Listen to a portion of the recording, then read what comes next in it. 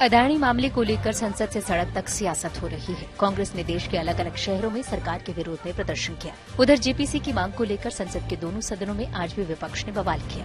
विपक्षी सांसदों ने संसद परिसर में गांधी मूर्ति के पास विरोध प्रदर्शन किया और सरकार पर निशाना साधा। इस बीच अदानी के मसले पर कांग्रेस नेता राहुल गांधी ने पीएम मोदी पर हमला बोला। काफी सालों से मैं बोल रहा हूँ। उन्होंने कहा कि मैं 2-3 साल से ये मुद्दा उठा रहा हूँ और मैं चाहता हूँ कि इस पर चर्चा हो और दूध का दूध और पानी का पानी हो जाए। दिल्ली के मेयर का चुनाव तीसरी बार भी नहीं हो पाया। सदन की कार्यवाही शुरू होते ही पहले पीठासीन अधिकारी ने ऐलान किया कि चुनाव में मनोनीत पार्षद ही वोट करेंगे, जिसको लेकर आम आदमी पार्टी ने आपत्ति जाहिर की और फिर बवाल शुरू हो गया। इससे पहले बीजेपी ने आरोप लगाया कि आम आदमी पार्टी उनके पार्षदों को खरीदने की कोशिश कर रही है। दोनों पार्टियों की ओर से वार पलटवार का दौर जारी है। मेयर चुनाव के लिए अब आम आदमी पार्टी की नजरें सुप्रीम कोर्ट पर टिकी हैं। प्रधानमंत्री नरेंद्र मोदी ने कर्नाटक के तुमकुरू में हिंदुस्तान एरोनॉटिक्स लिमिटेड की हेलीकॉप्टर फैक्ट्री का उद्घाटन किया। इसके साथ उन्होंने लाइट यूटिलिटी हेलीकॉप्टर का अनावरण भी किया। इस मौके पर पीएम मोदी ने कांग्रेस पर निशाना साधा और कहा कि एचएएल को लेकर सरकार पर विपक्ष ने झूठे आरोप लगाए। ये फैक्ट्री उसका जवाब है। इसके पहले पीएम मोदी ने बेंगलुरु में इंडिया एनर्जी वीक 2023 का उद्घाटन किया। पीएम ने सोलर एनर्जी से चलने वाली कुकिंग सिस्टम, बायोफ्यूल और अनबॉटल्ड ड्रेस को भी लॉन्च किया। त्रिपुरा में चुनाव प्रचार के लिए पहुंचे गृहमंत्री अमित शाह ने कांग्रेस और वामपंथी पार्टियों पर जोरदार हमला बोला। दक्षिण त्रिपुरा जिले में रैली के दौरान अमित शाह ने कहा कि दोनों पार्टियों ने त्रिपुरा में 50 साल तक शासन किया, लेकिन राज्य का विकास नहीं हो सका। अमित शाह ने कहा कि वामपंथियों ने आपको अंधकार दिया था, हमने आपको अधिकार दिया है। त्रिपुरा में 17 फरवरी को मतदान होगा और 2 मार्च को नतीजों का ऐलान होगा।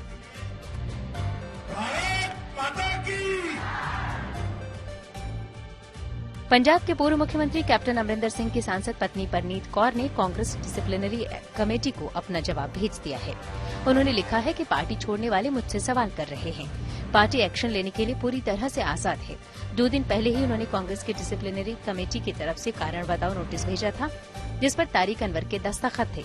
परनीत कौर ने तारिक अनवर पर तंज कसते हुए कहा कि 1999 में सोनिया गांधी को विदेशी कहकर पार्टी छोड़ने वाले आज डिसिप्लिनरी मैटर पर उनसे सवाल पूछ रहे हैं। आरएसएस प्रमुख मोहन भागवत के बयान पर सियासत शुरू हो गई है।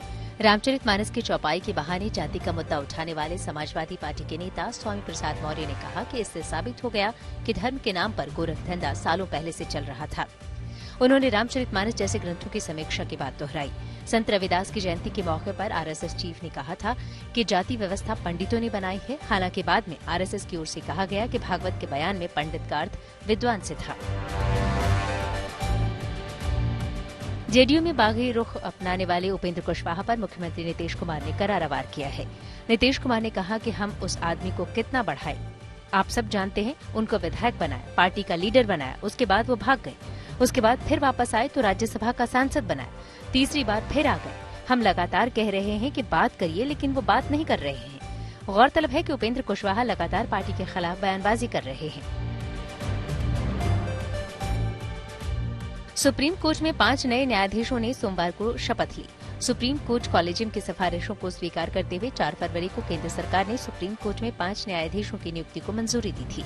राजस्थान, पटना और मणिपुर के उच्च न्यायालयों के 3 मुख्य न्यायाधीशों न्यायमूर्ति पंकज मित्तल, न्यायमूर्ति संजय करोल और पीवी संजय कुमार शामिल हैं। अब शीर्ष अदालत में कुल न्यायाधीशों की संख्या 32 हो गई है। सुप्रीम कोर्ट में स्वीकृत न्यायाधीशों की संख्या 34 है। बिहार के सारण में पिटाई मामले में 3 आरोपियों की गिरफ्तारी हो गई है, जबकि कुछ आरोपी अभी भी फरार हैं। उधर निष्पक्ष जांच के लिए वर्तमान थाना प्रभारी को भी निलंबित कर दिया गया है और एसआईटी का गठन कर दिया गया है। पोल्ट्री फार्म पर बांधकर पिटाई की वजह से एक शख्स की मौत हो गई थी, जबकि 2 घायल हैं।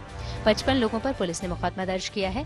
आरोप है कि जिन लोगों की पिटाई हुई थी वो बड़ी वारदात को अंजाम देने आए थे, लेकिन गाँव वालों ने घेर लिया और पिटाई कर दी। कल यानी 7 फरवरी को बॉलीवुड के चर्चित कपल में से एक सिद्धार्थ मल्होत्रा और कियारा आडवाणी ब्याह के बंधन में बंध जाएंगे। शादी राजस्थान के जैसलमेर के सूर्यगढ़ पैलेस में होगी, जहां मेहमानों के पहुंचने का सिलसिला जारी है। कियारा और सिद्धार्थ की शादी के लिए मुकेश अंबानी की बेटी ईशा अंबानी भी पति के साथ जैसलमेर पहुंची हैं। शादी की रस्में 5 फरवरी से ही शुरू हो चुकी हैं। आज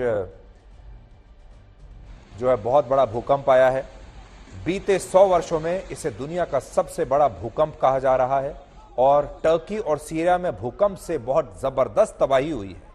टर्की का एपिसेंटर, इस भूकंप का जो एपिसेंटर है वो टर्की का गाजियाटेप शहर था और रिक्टर स्केल पर इस भूकंप की तीव्रता 7.8 थी।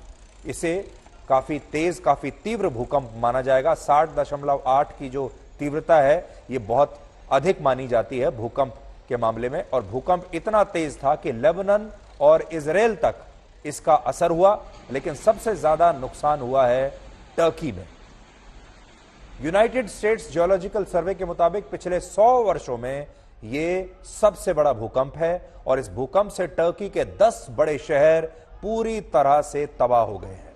तस्वीरें हम साथ साथ आपको दिखाते जा रहे हैं। टर्की के स्थानीय समय के मुताबिक भूकंप लगभग सुबह 4:17 पर आया। अब आप कल्पना कीजिए, सुबह 4:17 पर हमारे ही देश में क्या, ज्यादातर लोग सो रहे होते हैं, नींद में थे, लोग गहरी नींद में थे और अचानक से यह भूकंप आया। मकान गिरने शुरू हो गए, छतें गिरनी शुरू हो गई और ज्यादातर लोग उस समय सो रहे थे, इसलिए जान बचाने के लिए वो ना तो घरों से बाहर निकल पाए, ना कहीं भाग पाए, ना ही अपना कोई और बचाव का इंतजाम कर पाए। सोते सोते ही मकान गिर गए लोगों के और बड़ी संख्या में लोग मलबे के नीचे दबे हुए हैं। अभी तक के आंकड़ों के मुताबिक भूकंप से टर्की के 10 शहरों में लगभग 2000 से ज्यादा बिल्डिंग्स गिर चुकी हैं, नष्ट हो चुकी हैं और वहां के स्थानीय मीडिया के मुताबिक लगभग 2000 लोगों की मौत अब तक हो चुकी है और 10,000 से ज्यादा लोग इसमें घायल हुए हैं। तस्वीरें बहुत ही विचलित कर देने वाली हैं, इसलिए हम आपको यह भी आज चेतावनी दे रहे हैं पहले ही कि ये तस्वीरें आपको विचलित भी कर सकती हैं।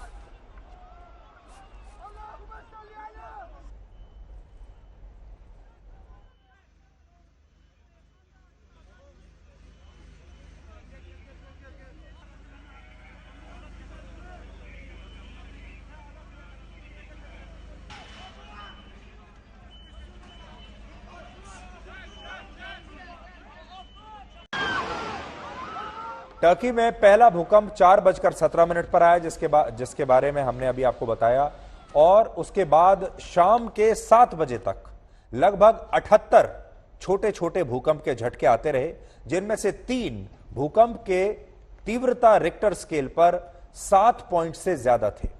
कई बार पहला भूकंप आने के बाद कम तीव्रता वाले दूसरे और भी भूकंप के झटके महसूस किए जाते हैं, उन्हें हम आफ्टर शॉक कहते हैं।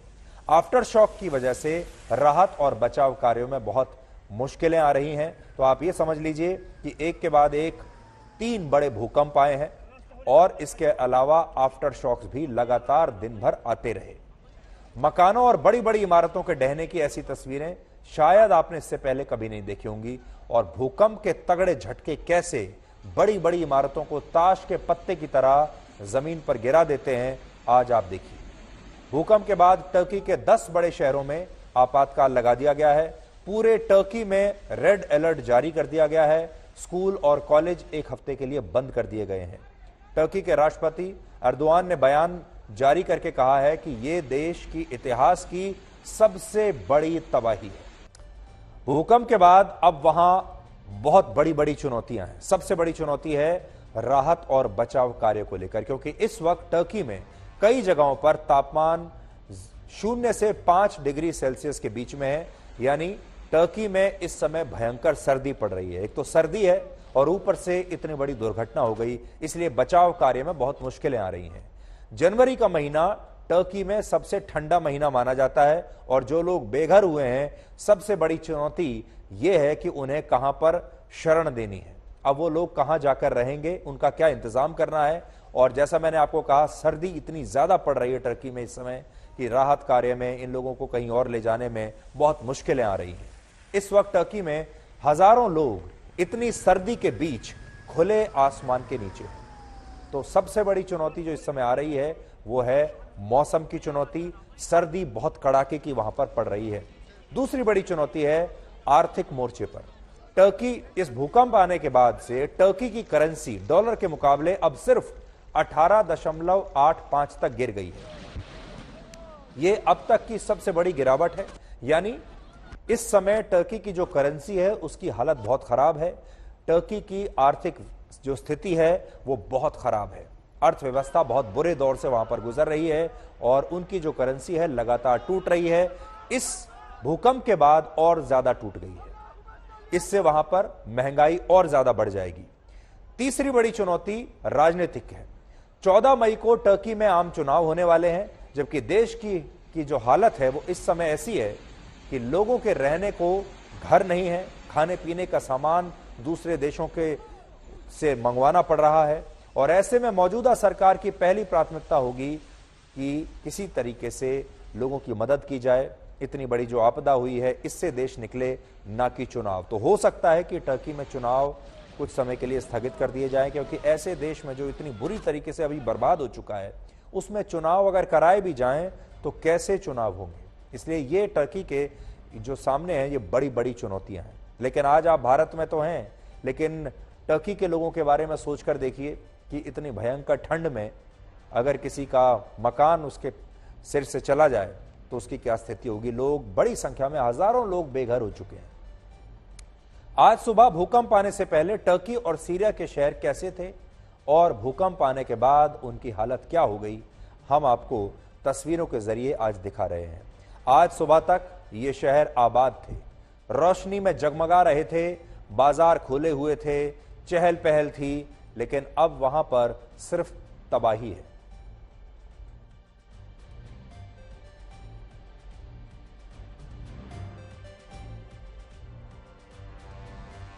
टर्की आप जानते हैं एक बड़ा खूबसूरत देश है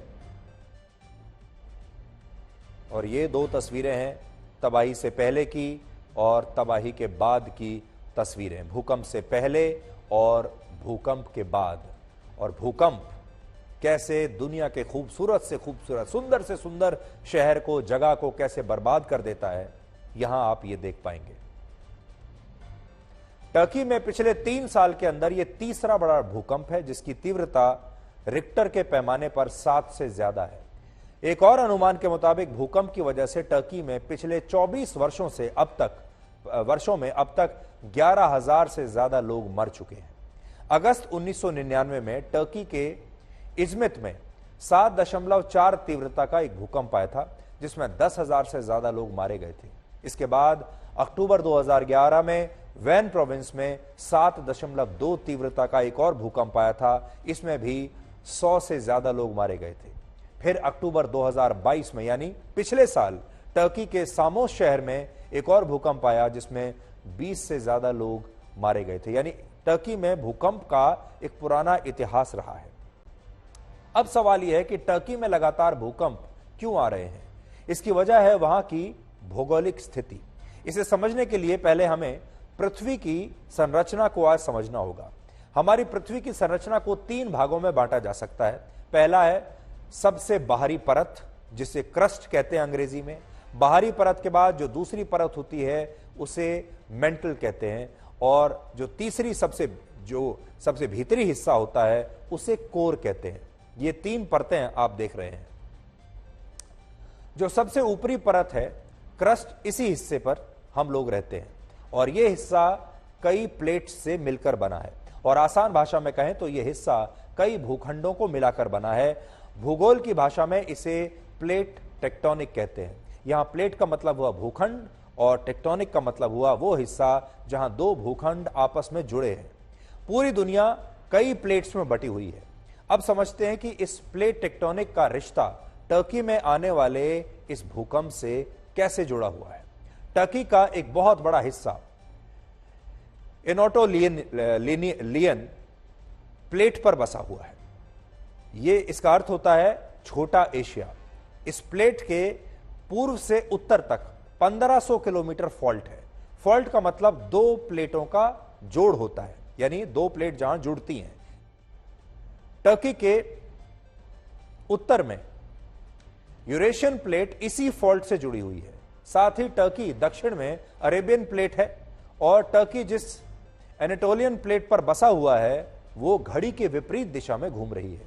दूसरी तरफ से इसे नीचे से अरेबियन प्लेट धक्का भी दे रही है, जिसकी वजह से यह यूरेशियन प्लेट से अक्सर टकरा जाती है और तब भूकंप के इस तरह के झटके महसूस किए जाते हैं। टर्की के नीचे स्थित एनाटोलियन टेक्टोनिक प्लेट घड़ी के विपरीत दिशा यानी एंटी क्लॉकवाइज घूम रही है, जिसे अरेबियन प्लेट धक्का दे रही है।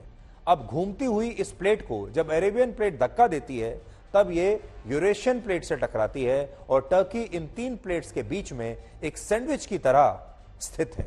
और जब भी इन प्लेट्स में कोई आपस में टकराव होता है, कोई बदलाव होता है, तब यहां पर अक्सर भूकंप आ जाता है। इस आपदा के बाद पूरी दुनिया टर्की और सीरिया के साथ खड़ी है और बहुत सारे देशों ने अपनी मदद भेजी है। बहुत सारे जो रशिया के अलावा और जो पश्चिमी देश हैं उन्होंने अपनी अपनी मदद भेजी है, अपनी अपनी टीमें वहां पर मदद करने के लिए भेज दी हैं। और रशिया भी 100 लोगों की एक रेस्क्यू टीम वहां भेज रहा है। भारत भी अपने एनडीआरएफ की 2 टीम और एक मेडिकल टीम टर्की भेज रहा है। तुर्की में आए विनाशकारी भूकंप पर हम सभी की दृष्टि लगी हुई है। बहुत से लोगों की दुखद मृत्यु और बहुत नुकसान की खबरें हैं। तुर्की के आसपास के देशों में भी नुकसान की आशंका है। भारत के 140 करोड़ लोगों की संवेदनाएं सभी भूकंप पीड़ितों के साथ है। भारत भूकंप पीड़ितों की हर संभव मदद के लिए तत्पर है। पृथ्वी की इन प्लेटों के टकराने से सिर्फ टर्की या उसके आसपास ही नहीं, दुनिया भर में ऐसे ही भूकंप आते हैं। इतिहास में अब तक का सबसे बड़ा भूकंप चिली के वेल्डिविया में आया था। रिक्टर के पैमाने पर इसकी तीव्रता 9.5 थी और इस भूकंप में तब 1655 लोग मारे गए थे और 3000 लोग तब घायल हुए थे।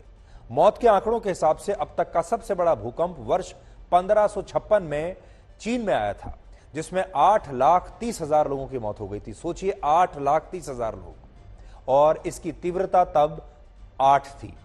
वर्ष 2010 में हैती में आए भूकंप में 3,16,000 लोगों की मौत हुई थी और ऐसे ही वर्ष 1976 में चीन में एक और भूकंप आया था जिसकी तीव्रता थी 7.5। इसमें भी 2,42,000 लोगों की मौत हुई थी। यानी भूकंप सिर्फ टर्की नहीं, पूरी दुनिया के लिए एक बहुत बड़ी चिंता का विषय है। भूकंप के बारे में हम अक्सर ज्यादा बात नहीं करते हैं, भूकंप के बारे में लोगों को ज्यादा जानकारी भी नहीं होती है, लेकिन भारत के लिए यह चिंता और भी ज्यादा है क्योंकि ब्यूरो ऑफ इंडियन स्टैंडर्ड्स ने हमारे देश को 5 भूकंप जोन्स में बांट के रखा है और देश की 59% आबादी इसी भूकंप रिस्क जोन में है। 5वां जोन भूकंप के लिए सबसे संवेदनशील माना जाता है और इसी 5वें जोन में देश के कुल क्षेत्रफल का 11% हिस्सा आता है। इस जोन में जम्मू कश्मीर का हिस्सा, हिमाचल प्रदेश का पश्चिमी हिस्सा, उत्तराखंड का पूर्वी हिस्सा, गुजरात में कच्छ, भारत के सभी पूर्वोत्तर राज्य, अंडमान और निकोबार द्वीप समूह शामिल हैं। चौथे जोन में देश का 18% हिस्सा आता है, जिसमें हिमाचल प्रदेश और उत्तराखंड का कुछ हिस्सा, हरियाणा, पंजाब का कुछ हिस्सा, दिल्ली और महाराष्ट्र का कुछ हिस्सा शामिल है। तीसरे जोन में 30% हिस्सा आता है, जिसमें केरल, गोवा, लक्षद्वीप समूह, उत्तर प्रदेश और हरियाणा और गुजरात और पंजाब के कुछ और बचे हुए हिस्से शामिल हैं। दूसरे जोन में 30% हिस्सा है देश का, जिसमें राजस्थान, हरियाणा, मध्य प्रदेश, महाराष्ट्र, उड़ीसा, आंध्र प्रदेश, तेलंगाना और तमिलनाडु का बचा हुआ हिस्सा है और बाकी बचे हिस्से पहले जोन में आते हैं जहां भूकंप का खतरा ना के बराबर है। तो अगर आप खतरे के हिसाब से देखेंगे तो जोन 5 जो है वो लाल रंग में है, जो आपको नक्शे में दिख रहे हैं जगहें, ये जोन 5 में आती हैं, सबसे खतरनाक। इसके बाद जोन 4 है जो आपको ऑरेंज कलर में दिख रहा है, ये भी खतरनाक जोन है। फिर जोन 3 है और उसके बाद जोन 2 है। वर्ष 2015 की एक रिपोर्ट बताती है कि 70 शहरों की आबादी पर भूकंप का खतरा सबसे ज्यादा है और उसकी वजह जनसंख्या का घनत्व, ज्यादा इमारतों में घटिया सामग्री का प्रयोग, अवैध रूप से बसी कॉलोनियों और ने इस खतरे को और बढ़ा दिया है। इसलिए टर्की में आया भूकंप भारत के लिए एक बहुत बड़ा सबक है और अगर हमें ऐसे खतरों से बचना है तो आपको मकानों के स्ट्रक्चर्स और उनमें लगने वाली सामान की क्वालिटी को सुधारना होगा। हमारे यहां हमने देखा है अक्सर जो मकान बनते हैं वो घटिया कंस्ट्रक्शन क्वालिटी से बनते हैं। दूसरा, अच्छे आर्किटेक्ट्स इन मकानों को नहीं बनाते हैं। इसलिए अब जो नई टेक्नोलॉजी आई है वो इस तरह की टेक्नोलॉजी है जो भूकंप के अच्छे खासे झटके को भी बर्दाश्त कर लेती है।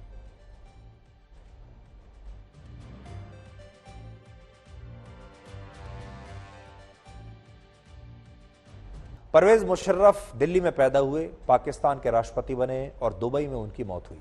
मरने से पहले वो लगातार ये कोशिश करते रहे कि वो पाकिस्तान लौट आए, लेकिन किस्मत को यह मंजूर नहीं था कि वो अपनी आखिरी सांसें अपने वतन में ले पाएं। इसलिए दूसरे वतन में उन्होंने आखिरी सांस ली। 79 वर्ष की उम्र में कल दुबई के एक अस्पताल में उनका निधन हुआ था। उनका पार्थिव शरीर दुबई से अब पाकिस्तान ले जाया जा रहा है, जहां कराची में सेना के कब्रिस्तान में उन्हें कल दोपहर दफनाया जाएगा। बड़ी बात यह है कि परवेज मुशर्रफ पिछले 6 वर्षों से पाकिस्तान से बाहर थे और वो एक निर्वासित जिंदगी जी रहे थे, यानी एक भगोड़े की तरह वहां पर जीवन अपना बिता रहे थे, क्योंकि उनके खिलाफ पाकिस्तान में देशद्रोह का मामला चल रहा था, जिसमें पाकिस्तान की विशेष अदालत ने उन्हें मौत की सजा सुनाई थी। इसके बाद वो देश छोड़कर बाहर चले गए थे और वो दोबारा फिर पाकिस्तान नहीं लौट पाए, क्योंकि पाकिस्तान में उनके ऊपर बहुत सारे कानूनी मामले थे और उन्हें शायद जेल में डाल दिया जाता, इसलिए लंबे समय से दुबई में रह रहे थे। परवेज मुशर्रफ के खिलाफ पाकिस्तान में देशद्रोह का केस चल रहा था, इसलिए देश छोड़कर भागे थे। लेकिन सच्चाई यह है कि वो हमेशा अपने देश वापस लौटना चाहते थे। उनके जीवन काल में तो उनकी इच्छा पूरी नहीं हुई। अब उनकी मौत के बाद उनका पार्थिव शरीर पाकिस्तान ले जाया जा रहा है और तब भी उन्हें वो सम्मान नसीब नहीं होगा जैसा पाकिस्तान में किसी राष्ट्रपति को, राष्ट्र प्रमुख को होता है। और इसकी एक बड़ी वजह यह है कि परवेज मुशर्रफ ने हमेशा सिर्फ अपने बारे में ही सोचा। उन्होंने हमेशा इस बात की चिंता की कि कैसे खुद को पाकिस्तान में ताकतवर बनाकर रखें और कैसे पाकिस्तान की सत्ता की चाबी उनकी जेब में रहे, लेकिन कभी पाकिस्तान की जनता के बारे में नहीं सोचा। ना ही पाकिस्तानी सेना प्रमुख रहने के दौरान उन्होंने अपने सैनिकों की चिंता की। आपको एक किस्सा बताते हैं। जब कारगिल युद्ध में भारत के साथ लड़ाई में पाकिस्तान के सैनिक बड़ी संख्या में मारे गए तो परवेज मुशर्रफ ने अपने सैनिकों के शवों को पहचानने से भी इनकार कर दिया था। यह मानने से इनकार कर दिया था कि ये पाकिस्तान के सैनिक हैं और पाकिस्तानी सेना के इन सैनिकों से सैन्य सम्मान के साथ दफनाए जाने का अधिकार एक तरीके से छीन लिया। सोचिए, एक ऐसा जनरल जिसने अपने सैनिकों के शवों को यह कह दिया कि ये हमारे सैनिक हैं ही नहीं और यह कह दिया कि इन्हें जहां ये मिले हैं वहीं दफना दो। और उसके बाद भारत की जो सेना है उन्होंने पाकिस्तान के इन सैनिकों को दफनाया था पूरे सम्मान के साथ।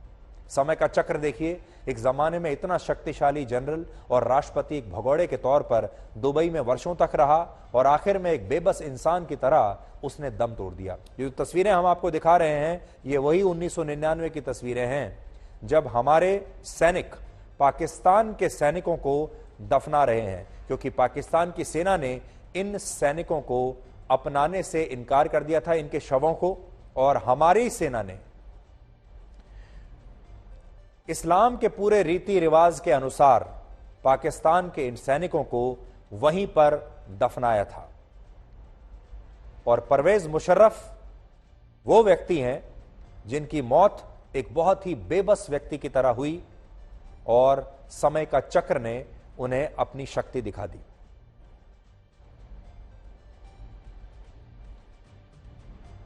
वर्ष 1999 में पाकिस्तान का सेना प्रमुख रहने के दौरान मुशर्रफ ने भारत के खिलाफ कारगिल युद्ध की शुरुआत की थी और आपको याद होगा यह हमारे लिए एक बड़ा संघर्ष था। परवेज मुशर्रफ इससे पहले भी एक सैनिक के रूप में भारत के साथ 2 पिछले युद्ध लड़ चुके थे और जब वो आर्मी चीफ बने तो उन्होंने भारत के साथ 99 का कारगिल युद्ध की शुरुआत की थी और भारत में हमारे जो 500 से ज्यादा सैनिक कारगिल युद्ध में मारे गए थे उसका सबसे बड़ा दोषी परवेज मुशर्रफ को ही माना जाता है।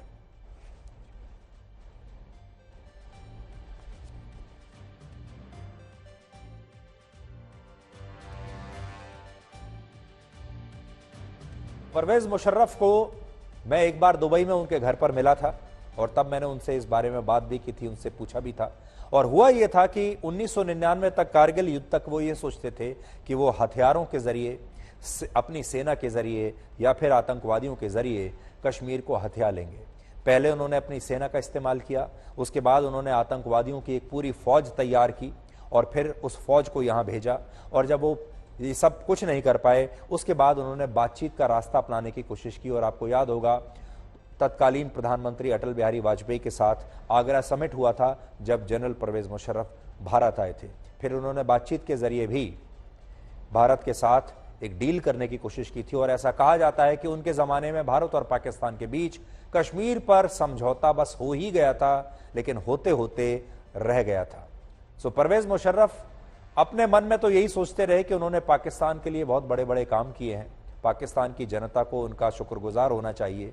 लेकिन आप सोचिए कि परवेज मुशर्रफ शक्तिशाली बनना चाहते थे, वो आर्मी चीफ थे, वो राष्ट्रपति बन गए और उसके बाद उन्होंने अपने तमाम विरोधियों को एक एक करके एलिमिनेट कर दिया, क्योंकि वो चाहते थे कि वो हमेशा सत्ता में बने रहे। लेकिन इससे आपको आज ये भी लाइफ लेसन मिलेगा कि कोई भी व्यक्ति चाहे कितना भी शक्तिशाली क्यों ना हो, चाहे उसके पीछे कितनी भी बड़ी फौज हो, चाहे उसके पास कितना भी हथियार हो और चाहे उसकी महत्वाकांक्षाएं कुछ भी रही हों, लेकिन आखिर इंसान ऐसे ही इसी तरह की मौत मरता है। और जो समय का जो चक्र होता है वो मरने से पहले यहीं धरती पर ही सबके साथ न्याय कर देता है। बजट के ऊपर तो चर्चा हो ही रही है, लेकिन बजट को लोग चुनाव से भी जोड़कर देख रहे हैं, क्योंकि ये चुनाव से पहले आखिरी फुल बजट है। 2014 में जब आप आए थे तो बदलाव की लहर थी, 19 में जब आप वापस लौटे तो विकास की वजह से आप वापस लौटे, जो आपने काम किया। 2024 में जब आप जाएंगे चुनाव में तो आपका बड़ा इशू क्या होगा? मैं समझता हूं सबसे पहले तो इस बजट में माननीय वित्त मंत्री जी ने जरा भी कोई चुनावी दृष्टिकोण नहीं दिखाया। एक बड़ा प्रैग्मेटिक प्रूडेंट बजट है जो देश की विकास की लहर को आगे भी बढ़ाते जाता है, उसी को कंटिन्यू करता है। और एक फाउंडेशनल बजट है कि अगर हमें अगले 25 वर्ष में इस देश को एक बड़ा समृद्ध विकसित देश, टॉप की 2-3 कंट्रीज में लाना है, तो उसके लिए जो आधारशिला रखने का काम इस बजट में किया है, आप देखेंगे तो लगभग समावेशी हर वर्ग को यह बजट इंपैक्ट करता है। आप देखेंगे तो इस बजट में बहुत बड़ा बल दिया गया है कौशल विकास पे, बहुत बड़ा बल दिया गया है आधारभूत सुविधाओं पे, इंफ्रास्ट्रक्चर। तो this is a budget that Lay's the foundation for the next 25 years।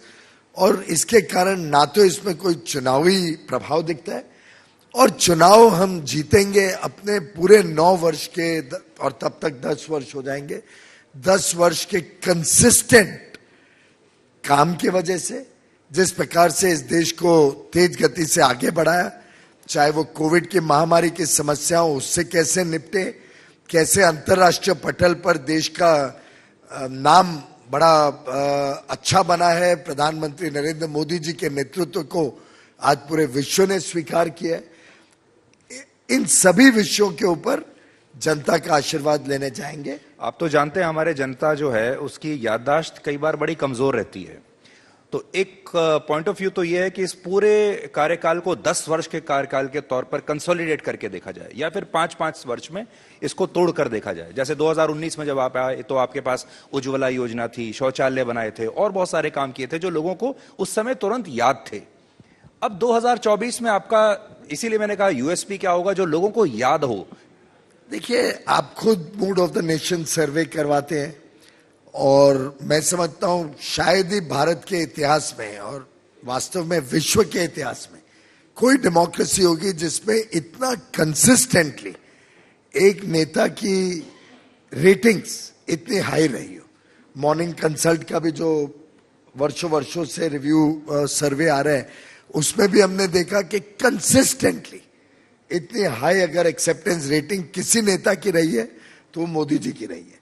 तो मैं समझता हूं आप 5 साल, 1 साल, 9 साल, 10 साल, जो भी टाइम फ्रेम लें, एक कंसिस्टेंटली देश सेवा, जनहित देशित के कार्यक्रम लगातार इस सरकार में आए हैं और हमें कोई आइसोलेट करने की आवश्यकता नहीं है। अपने काम को होलिस्टिकली देखती है, समावेशी देखती है जनता। जनता देखती है कि एक ईमानदार सरकार, जनता देखती है एक निर्णायक नेतृत्व, जनता देखती है कि सामने विपक्ष में किस प्रकार का एक बहुत ही दुर्भाग्य से एक लीडरशिप का अभाव है, नेतृत्व का अभाव है। जनता देखती है कैसे हर वर्ग को इस सरकार ने बिना भेदभाव के आगे बढ़ाने का काम किया है। चाहे देश को औद्योगिक स्थिति सुधारने की बात हो, चाहे देश में ईज ऑफ डूइंग बिजनेस और साथ ही साथ सामान्य जनता के लिए ईज ऑफ लिविंग की बात हो। जनता देखती है कि किस प्रकार से नए अवसर इस सरकार के कारण देश में आए हैं। तो एक हर पहलू पे अगर हम देखें तो ये सरकार खरी उतरी है और जनता ने इसीलिए बार बार हमें आशीर्वाद दिया।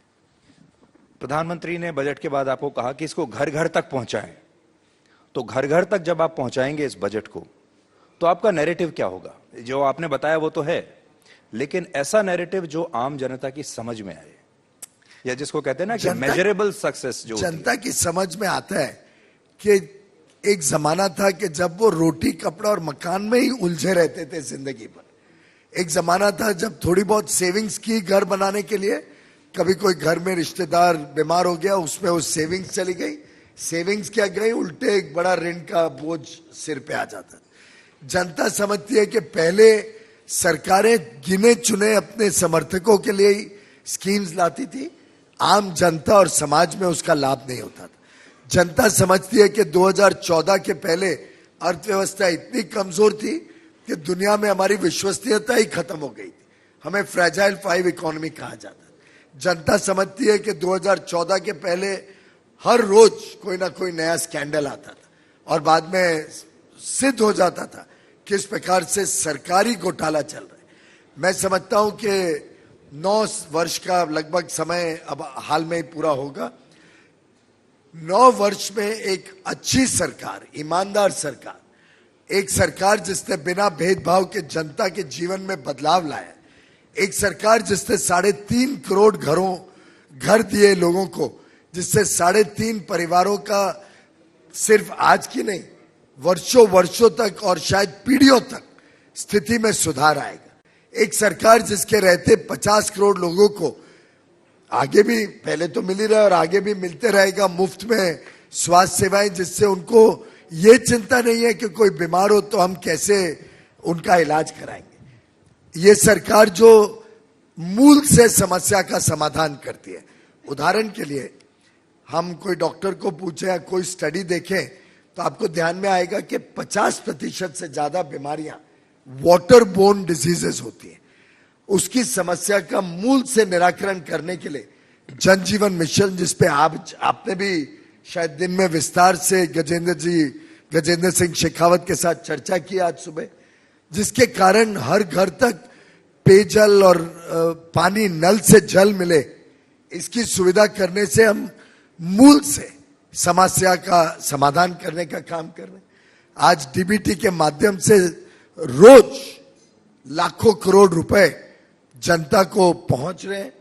किसानों को 2.25 लाख करोड़ पहुंच चुके हैं।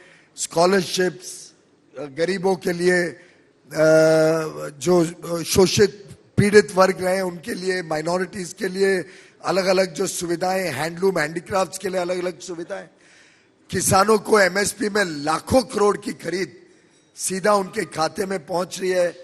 एक प्रकार से जनधन, आधार और मोबाइल से जो एक अलग ही माहौल बना है देश में, आपने एक अलग भ्रष्टाचार इकोसिस्टम बना मुक्त दिया। गरीबों की सेवा हो रही है। ये सबका लाभ तो वर्षों तक लोगों को मिलेगा। आपकी सरकार जब भी अपनी उपलब्धि गिनाती है तो भ्रष्टाचार मुक्त शब्द जरूर इस्तेमाल करती है और ईमानदार छवि, ये शब्द जरूर इस्तेमाल करती है। छवि नहीं, काम। बिल्कुल सही।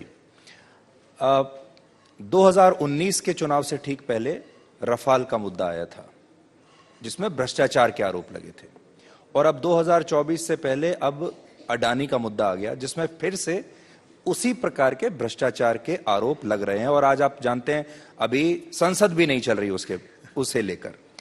इन आरोपों को आप कैसे इस पर अपनी प्रतिक्रिया देंगे? देखिए, आरोप के लिए कोई आधार होना चाहिए। राफेल में भी यही पाया गया, एकदम बिना किसी आधार के आरोप लगाए गए। ना जनता ने उस पर विश्वास किया, ना कोर्टों ने उस पर विश्वास किया। ये एक तरीके से जो फ्रस्ट्रेशन है, विपक्ष अपने आप को निहत्था महसूस कर रहा है कि 9 साल हो गए, कुछ कर नहीं पाए, कुछ हमारे खिलाफ वो सिद्ध नहीं कर पाए, तो हर छोटे इधर उधर की बात को वो हमारे ऊपर डालने की कोशिश करते हैं। परंतु अभी तक सरकार ने कोई गलत काम किया हो ऐसा तो कोई आरोप इस आज के दिन में नहीं लग रहा है। एक प्रकार से मैं अगर आपको पूछूं तो एक कॉन्ट्रैक्ट कोई बता दे, एक कोई लाभ कोई बता दे जो इस सरकार ने किसी को बिना ड्यू प्रोसेस के, बिना एक बड़े पारदर्शी सिस्टम के कुछ भी अलॉट किया हो किसी को। तो ये एक सरकार है जिसने सिस्टमैटिकली करप्शन को निपटाने के लिए, खत्म करने के लिए काम किया और जनता उसको अप्रिशिएट करती है। और मैं समझता हूं कि निराधार आरोपों के ऊपर आज जनता नहीं कोई इंफ्लुएंस होती है, जनता सब समझती है। जी, लेकिन जिस तरीके से सरकार ने इस पूरे मामले पर एक अजीब सी साइलेंस है सरकार में। नहीं, साइलेंस नहीं, हमारे ऊपर तो कोई आरोप ही नहीं है। सरकार में कोई आरोप, हमारी सरकार पे क्या आरोप है? सरकार पर यह आरोप है कि प्रधानमंत्री की गौतम अडानी के साथ निजी दोस्ती की वजह से उनको इतना लाभ हुआ है। मेरी तो आपके साथ भी दोस्ती है, मेरी तो इस सदन में बैठे हुए कई आपके मित्रों के साथ, आपके पत्रकारों के साथ या इंडस्ट्री के लोगों के साथ दोस्ती है। तो क्या दोस्ती का मतलब है कि उनको कुछ फायदा मिल गया?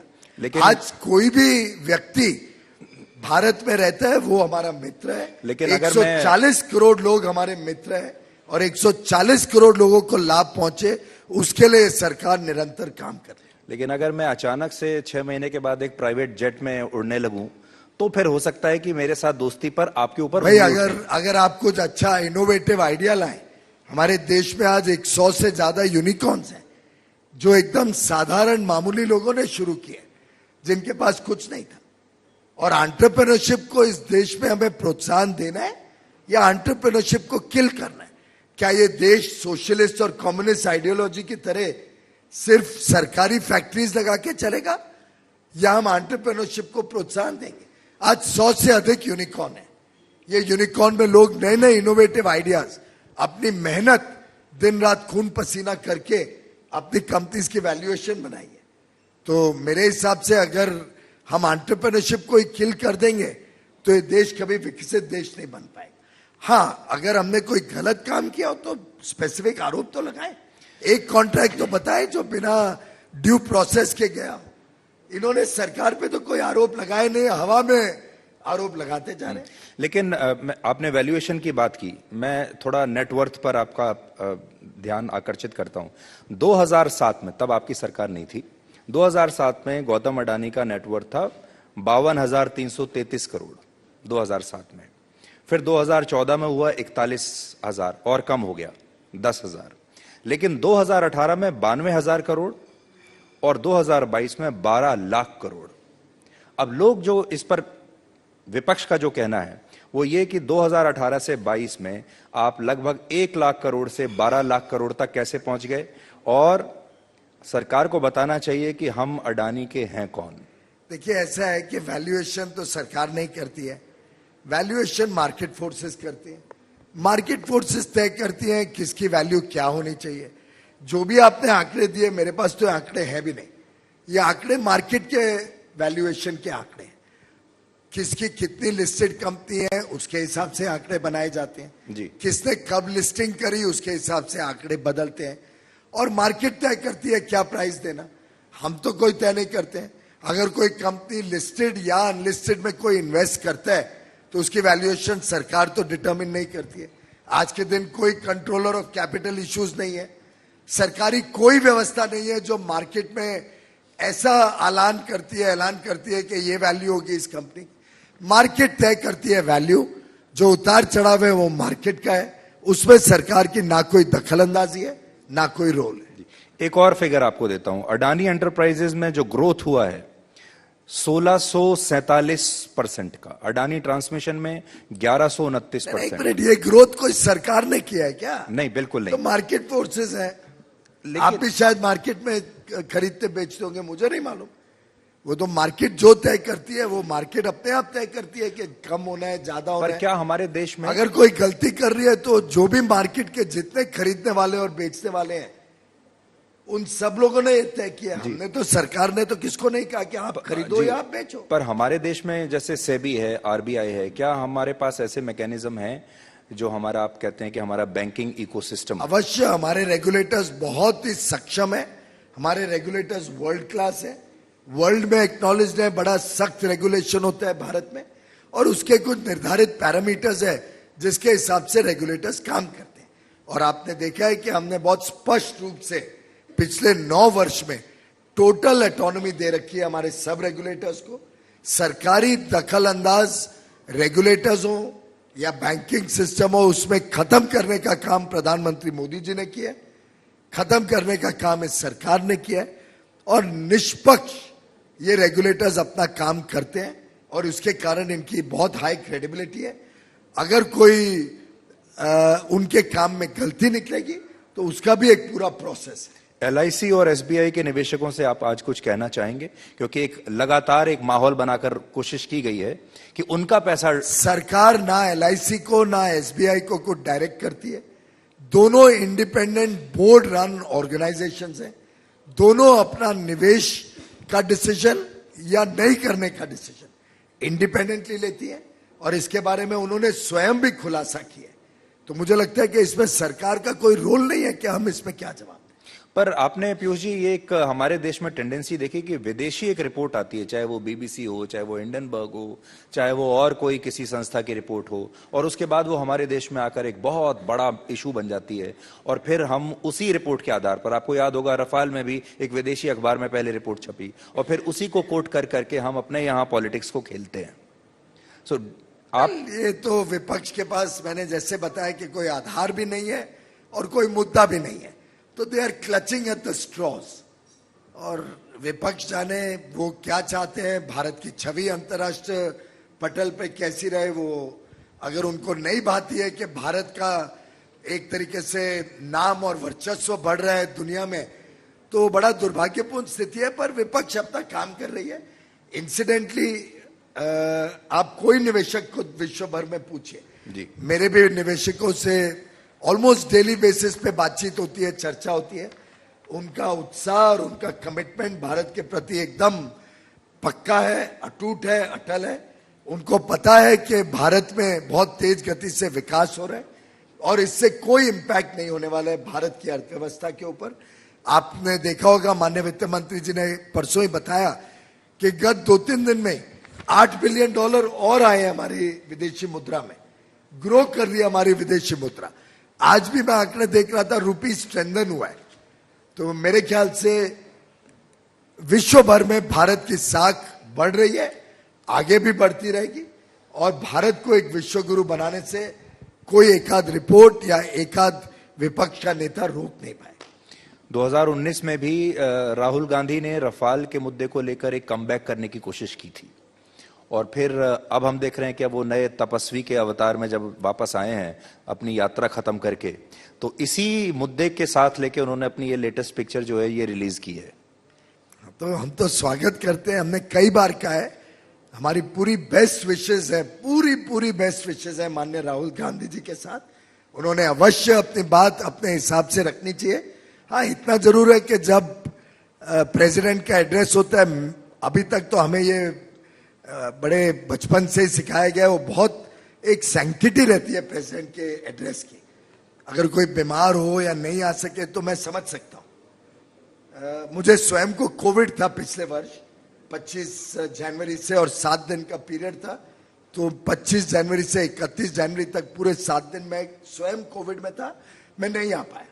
तो हम समझ सकते हैं, लेकिन एक इतना इंपॉर्टेंट दिन और उस दिन आप एकदम इतनी हल्की प्रेजेंस रखें पार्लियामेंट में, तो मोस्ट मेन लीडर्स आए नहीं और इस प्रकार से इसकी अवमानना करें महामहिम जी के उद्बोधन की। बड़ा it's a sanctity behind this address.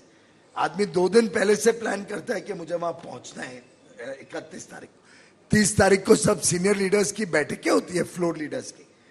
अब मैं समझता हूं अगर सब और सीरियसली लेते और ये डिबेट और डिस्कशन जो motion of thanks to president जिसकी अपनी एक महत्वता है उसको समझते तो ये 3 दिन खराब नहीं करते, पार्लियामेंट चलने देते, पार्लियामेंट में चर्चा होती, चर्चा के दौरान वो जो अपनी बात रखना चाहते हैं रख सकते थे, उनके लिए मौका था। पर इस प्रकार से डिस्टर्ब करके पार्लियामेंट नहीं चलने देना, मैं समझता हूं ऑपोजिशन ने ये स्वीकार कर लिया है कि माननीय महामहिम राष्ट्रपति जी ने जो अपना प्रेसिडेंशियल एड्रेस रखा है, जो माननीय वित्त मंत्री ने बजट रखा है, वो इतने बेहतरीन है, इतने अच्छे हैं कि वो हक्के बक्के रह गए। उनके पास कुछ उसके सामने काउंटर नहीं है, इससे वो भाग रहे हैं पार्लियामेंट डिबेट से, इससे वो पार्लियामेंट चलने नहीं दे रहे और एक बेबुनियादी विषय को लेके, बिना आधार के कोई विषय को लेके पार्लियामेंट को डिस्टर्ब कर रहे हैं। मैं अभी भी आपके माध्यम से अपील करना चाहूंगा विपक्ष को कि कल भी वो पार्लियामेंट को चालू करने दे, पार्लियामेंट में मोशन ऑफ थैंक्स की डिबेट चालू करने दे, पार्लियामेंट अच्छी तरीके से चलेगा, उसमें वो अपनी बात रख सकते हैं।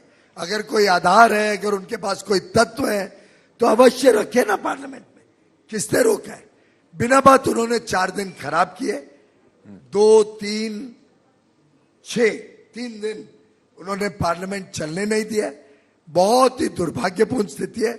मैं आपके माध्यम से अभी भी विपक्ष को अपील करता हूं कि वो कल से पार्लियामेंट चलाएं और जनता की आवाज बनने की अगर वो सपने देखते हैं 2024 में, तो पहले पार्लियामेंट में तो जनता की आवाज बनने की एक कोशिश तो कर ले, आधी अधूरी जो भी है उनके पास।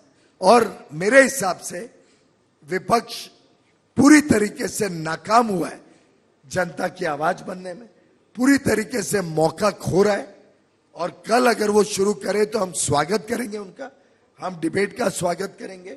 मोशन ऑफ थैंक्स करके हमने महामहिम जी को अपना प्रस्ताव भेजना आवश्यक है, उसके बाद बजट पे चर्चा करनी आवश्यक है। ये अलग बात है कि उनके पास बजट में कुछ क्रिटिसाइज करने के लिए है ही नहीं। मैंने भी उनके 1 और 2 तारीख के बयान देखे, कोई स्पेसिफिक इश्यू पे, पूर्व वित्त मंत्री हो, बड़े बड़े विशेषज्ञ हो, किसी के पास कोई स्पेसिफिक विषय नहीं, कोई क्रिटिसाइज करने का स्पेसिफिक पॉइंट वो उठा नहीं पाए। तो ये जो डाइवर्जनरी टैक्टिक्स यूज कर रहे हैं उसको खत्म करें तो आप और हाउस में आए। अगर हाउस में आएंगे तो आप ये अडानी वाले मामले पर क्या बहस कराने के लिए तैयार होंगे? पर कोई मामला है नहीं ना जिसपे हमने कोई ऐसा काम किया हो जिसपे बहस है। अभी तो लिस्टेड बिजनेस है, motion of thanks to the president, उसके ऊपर वो चर्चा करे, उसके बाद बजट की चर्चा है। पहले लिस्टेड बिजनेस तो हो और उसी में दूध का दूध पानी का पानी हो जाएगा कि कोई हमारी सरकार को किसी बात के लिए आंसरेबल ठहराने के लिए उनके पास कोई विषय नहीं। मैं वापस बजट पे आता हूं। बजट का जब हम पूरी रचना देखते हैं आपकी, तो उससे ऐसा लगता है कि ये सरकार को पूरा भरोसा है कि अगली बार भी हम ही आने वाले हैं और ये हमने अपना 5 साल के हिसाब से हम ही इस विजन को पूरा करेंगे। इज इट ओवर कॉन्फिडेंस, या आपको ऐसा लगता है कि नई सरकार भी अगर आएगी तो वो कंटिन्यूटी में इसको चलाएगी? देखिए, ये तो हमारे ऊपर जुल्म है कि हम करें तो भी आप बोलते हो कि अरे आप इतना चुनाव में क्यों काम कर रहे हो, नहीं करें जैसे बजट में तो आप कहते हो कि आप ओवर कॉन्फिडेंट हो।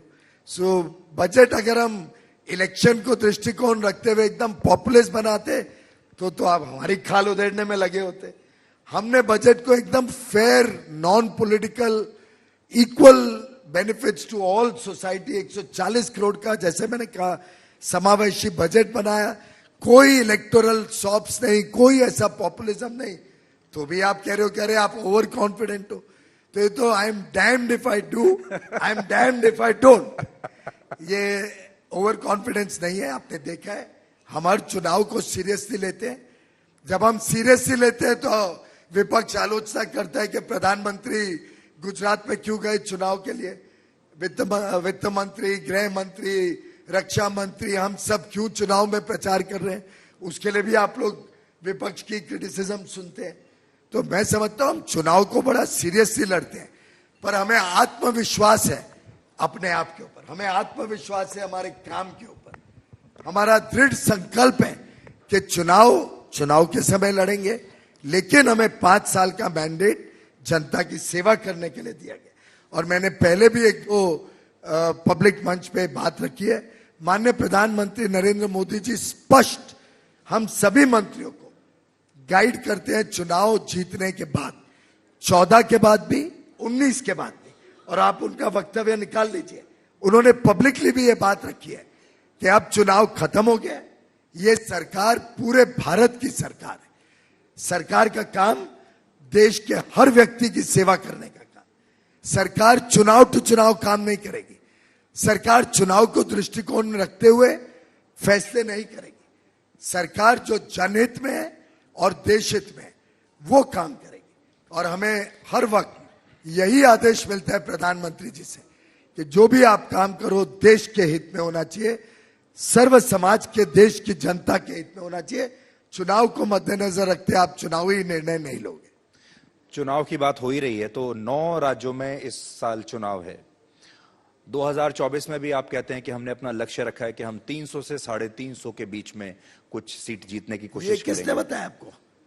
क्या हम तो उससे भी ज्यादा अच्छा काम करेंगे भाई। 550 से ज्यादा मत ले लीजिएगा आप। ऐसा एरोगेंस भी नहीं है, ऐसा ओवर कॉन्फिडेंस भी नहीं है। हम चाहते हैं दिल जीतना भारत की जनता का, और हम हर सीट पे, देश की जो 543 सीटें, 543 सीट्स पे पूरी कश्मकश से, पूरी मेहनत से, पूरे आत्मविश्वास के साथ जनता के समक्ष जाएंगे।